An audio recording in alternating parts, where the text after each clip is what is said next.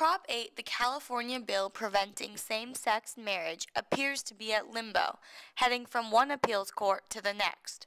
I sat down with Leslie Stewart, a staff member at the Rainbow Community Center in Concord, and the local Marriage Equality USA leader to talk about Prop 8 and to see what's really going on right now.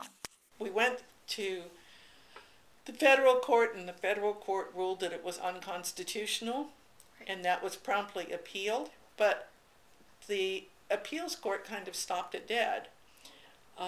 It's not dead, but it's on hold because they had an argument about an issue that seemed to be an issue of California law.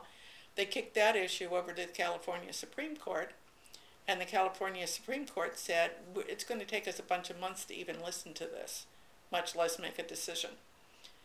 How do you respond to the argument that the sanctity of marriage is threatened by gay marriages?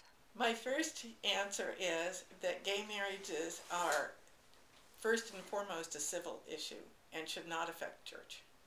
And that whatever a church decides to do about sanctifying a marriage, and whoever they decide to offer that sanctification to, is still very much their business.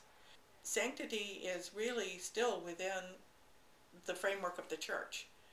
But church, we've had the separation of church and state all along.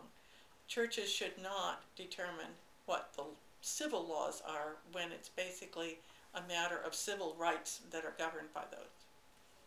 How do you respond to the argument that gay marriages would have a negative effect on families and on children?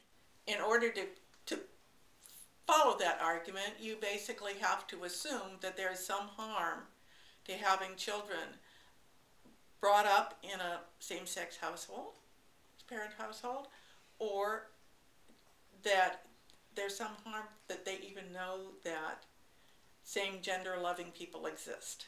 Children should be able to understand that there are a range of people in their lives, that they're diverse people. This is essentially like saying, well, we're going to shelter you from knowing that black people exist.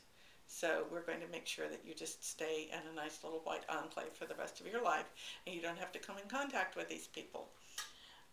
Not realistic, and it's not healthy for the children, actually. They really need to know what is out there in terms of their world. And it's all based on morality, which not everybody shares, but which is being legislated.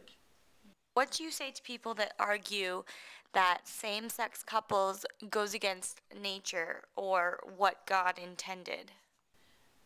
Science has proven that this is not abnormal, that happens in not just humans, but all the way across the animal spectrum to begin with, and also that there are centuries of human experience with same-sex attraction, and if it were not natural, it would have gone away.